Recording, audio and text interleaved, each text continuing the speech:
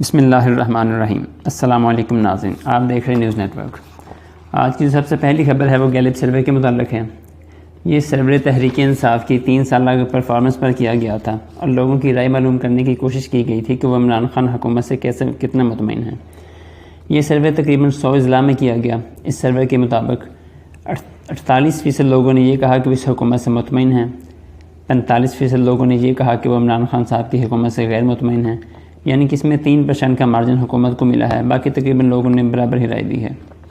اس survey میں 47% لوگوں نے پنجاب اور سندھ کی حکومت کو برابر ریٹ کیا ہے اور 46% لوگوں نے یہ کہا کہ پرفارمنس بری ہے۔ اس میں بھی تقریباً لوگوں کی رائے برابر ہی تھی۔ اس میں 37% لوگوں نے کہا کہ عمران خان کا دور حکومت ٹھیک ہے اور 37% لوگوں نے ہی یہی کہا کہ PMLN کی حکومت ٹھیک تھی۔ 41% لوگوں نے یہ کہا کہ گورنمنٹ ٹھیک چل رہی ہے اور کرونا کے حوالے سے لوگوں نے یہ رائے دی کہ 69% لوگوں نے یہ کہا کہ حکومت کی کارکردگی بہتر تھی اور 58% لوگوں نے یہ رائے دی کہ فورن افیئرز میں حکومت نے کامیابی حاصل کی ہے اور 40% لوگوں نے کہا کہ کرپشن کنٹرول کرنے میں حکومت نے کامیابی سے اپنا کردار ادا کیا ہے۔ اس سروے میں تقریباً 10 میں سے 7 افراد یہ سمجھتے ہیں کہ حکومت اپنے 5 سال پورے کرے گی۔ ویسے تو یہ سروے کافی لمبا ہے لیکن آپ کو چیزیں بتا دی ہیں۔ اب چلتے ہیں آج کی دوسری خبر کی طرف۔ اس سے اگلی خبر جو ہے وہ امریکہ کے خفیہ ادارے CIA کے سربراہ ولیم جے برنز بھارت کے دورے پر ہیں۔ ان کے دورے کا ایجنڈا یہ ہوگا کہ افغانستان میں جو طالبان نے بری حکومت بنائی ہے اس کے بارے میں کوئی حتمی فیصلہ کیا جائے۔ آج کے دن وہ بھارت کے اہم عہدیداروں سے ملیں گے کیونکہ بھارت بھی اس وہم کا شکار ہے کہ پاکستان افغان حکومت کے متعلق کیا فیصلہ کرے گا۔ افغانستان میں طالبان کی حکومت کے بعد بھارت نے بارہا یہ کہا کہ افغانستان میں کی زمین پر دہشت گردوں کو جمع نہ ہونے دیں۔ اور دوسری طرف کشمیر میں مجاہدین و قابض بھارتی فوج کے درمیان آئے دن جھڑپیں ہو رہی ہیں اور انڈیا کے سینئر صحافی سنجے کپور نے یہ بیان دیا ہے کہ امریکہ بھارت سے یہ چاہتا ہے کہ وہ پناہ گزینوں کو اپنی سرزمین پر جگہ دیں۔ ان کا مزید یہ بھی کہنا تھا کہ ہزاروں افغان جو امریکہ نے قطر میں رکھے ہوئے ہیں انہیں بھارت اپنے ملک میں رہنے کی اجازت دے کیونکہ وہ ڈائریکٹ سارے پناہ گزینوں کو امریکہ نہیں لے جا سکتے۔ بھارتی قومی سلامتی کے مشیر اجیت دوول آج اپنے روسی ہم منصب سے بھی بات کریں گے کیونکہ بھارت ڈائریکٹ طالبان سے کوئی مطالبہ نہیں کر سکتا اور نہ وہ چین اور پاکستان سے کہہ سکتا ہے اور نہ امریکہ کا افغانستان پر کوئی زور چلتا ہے۔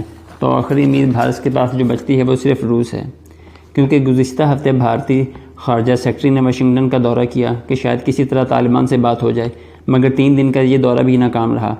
اب امریکہ کی حالت کا اندازہ لگا لیں کہ طالبان نے ان 4 رہنماؤں کو حکومت میں اہم عہدوں سے نوازا جو بدنام زمانہ جیل گوانتانامو بے میں کئی سال قید رہے۔ طالبان کے بیان کے مطابق ملا عبدالحق کو انٹیلیجنس کا سربراہ بنا دیا گیا، ملا خیر خواہ کو وزارت اطلاعات دی گئی، ملا نوری کو سرحدی اور قبائلی وزارت دی گئی اور ملا فاضل کو نائب وزیر دفاع بنایا گیا۔ ان کے ایک اور 5ویں رہنما بھی تھے جو 2014 میں امریکہ کے ایک ساتھی کی رہائی کے بدلے رہا ہوئے تھے۔ یہ تمام رہنما اس جیل میں 10 سال سے زیادہ عرصہ قید رہے اور 2019 میں جب دوحہ میں طالبان امریکیوں کے ساتھ مذاکرات کر رہے تھے تو وہ اس ٹیم کا حصہ تھے۔ طالبان نے اپنی پوری کوشش کی کہ وہ امریکہ کو جتنا ہو سکے ذلیل کروا کے یہاں سے بھگائیں۔ وہ قیدی جو امریکہ کی جیلوں میں 10 سال سے زیادہ عرصہ قید رہے، امریکی جرنیل انہی سے مہلت مانگ رہے تھے کہ انہیں باحفاظت افغانستان سے نکلنے دیا جائے۔ یہ تو ہے موجودہ صورتحال۔ اس سے اگلی خبر یہ ہے کہ جو مریم نواز کا بیان سامنے آیا ہے اسے دیکھ لیتے ہیں۔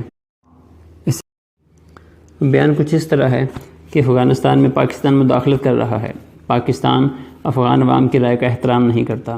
یہ بیانیہ پوری دنیا میں صرف ایک ملک کا ہے، وہ ہے بھارت، ہمارا ازلی دشمن۔ وہی بھارت جو افغانستان میں بیٹھ کر 20 سال تک پاکستان میں دہشت گردی کرتا رہا، وہی بھارت جس نے ناحق کشمیر پر قبضہ کیا ہوا ہے۔ اور ذبیح اللہ مجاہد نے خود اس بات کی تردید کی تھی کہ پاکستان ہم پر کسی قسم کا اثر رسوخ استعمال نہیں کر رہا، ہم اپنے فیصلے آزادی سے کر رہے ہیں۔ طالبان نے یہ بھی کہا کہ پاکستان تو ان کی مدد کر رہا ہے لیکن پاکستان میں کوئی ہے جو دشمنوں کا بیانیہ لے کر چل رہا ہے، اس ریاست پاکستان کے خلاف بول رہا ہے جس کی پوری دنیا تعریف کر رہی ہے۔ تمام بین الاقوامی ادارے پاکستان سے رابطہ کر کے شکریہ ادا کر رہے ہیں لیکن ہمارے ہی اندر موجود کچھ ریاست مخالف ایجنڈے پر کام کر رہے ہیں۔ مریم نواز نے کہا کہ پاکستان کو اپنی مرضی کے فیصلے ان پر مسلط نہیں کرنے چاہیے، ہمیں ان کے اندرونی معاملات میں انٹرفیئرنس نہیں کرنی چاہیے اور انہوں نے کہا کہ ہمیں انٹرنیشنل کمیونٹی کے ساتھ مل کر افغانوں کو ری بلڈ کرنا چاہیے۔ لیکن سوال یہ ہے کہ مریم نواز کس کو خوش کرنا چاہتی ہیں کیونکہ یہ بیانیہ ریاست پاکستان کا تو نہیں ہے، یہ تو بھارت کا بیانیہ ہے، آپ اس سے پہلے نواز شریف کا بیانیہ دیکھ لیں۔ مجھے کہتے تھے کہ ہم صاحب ایک ہی ہیں، بھارت کے بارے میں انہوں نے یہ بیان دیا تھا کہ ہم صاحب ایک ہیں، ہمارے درمیان صرف ایک بارڈر کا فرق ہے۔ وہ تو مودی کو اسپیشل انویٹیشن دے کر اپنے گھر بلایا کرتے تھے۔ وہ مودی جو ہزاروں مسلمانوں کا قاتل ہے، اور جب فوج اور ISI مل کر افغانستان میں امن قائم کرنے کی کوشش کر رہے تھے تو یہ سب PDM مل کر فوج کو گالیاں دے رہے تھے۔ نواز شریف نے دل کھول کر پاک فوج اور ریاستی اداروں کو بدنام کیا۔ اور ایمل کانسی کا معاملہ ہی دیکھ لیں، ایمل کانسی کو کس نے اٹھوایا؟ اور یہاں جب تارمیک کے اوپر جہاز کھڑا تھا امریکیوں کا، PTC نے یہ کہہ دیا تھا کہ اس میں پاکستانی ناجائز طور پر اغوا کیا جا رہا ہے، تو بیٹیلا آل رائٹ کا فون آیا تھا نواز شریف کو، تو پھر کس نے حکم دیا کہ جانے دو؟ کیا وہ پاکستانی نہیں تھا؟ کیا اس کا حق نہیں تھا کہ وہ عدالت میں جائے؟ اور ایمل کانسی کو امریکہ کے حوالے کر کے جب نواز شریف نے پیسے لیے تھے تو انٹرنیشنل اخباروں میں پاکستان کے خلاف ایسی باتیں لکھی گئی تھی جو بتائی نہیں جا سکتی۔ فیصلہ آپ کا ہے، اب خود یہ سوچ لیں کہ جو صرف حکومت کرنے کے لیے پاکستان آتے ہیں، ان کی جائیدادیں باہر ہیں، ان کی اولاد ملک سے باہر ہے، وہ خود بھی ملک سے باہر ہی رہتے ہیں اور اداروں کو بدنام کرنے کی کوشش کرتے ہیں، وہ ملک کے وفادار کیسے ہو سکتے ہیں؟ یہ تو ہے موجودہ صورتحال۔ اپنا اور گرد و نواح کا خیال رکھیں۔ انشاءاللہ اگلی ویڈیو میں دوبارہ ملاقات ہوگی۔ اللہ حافظ۔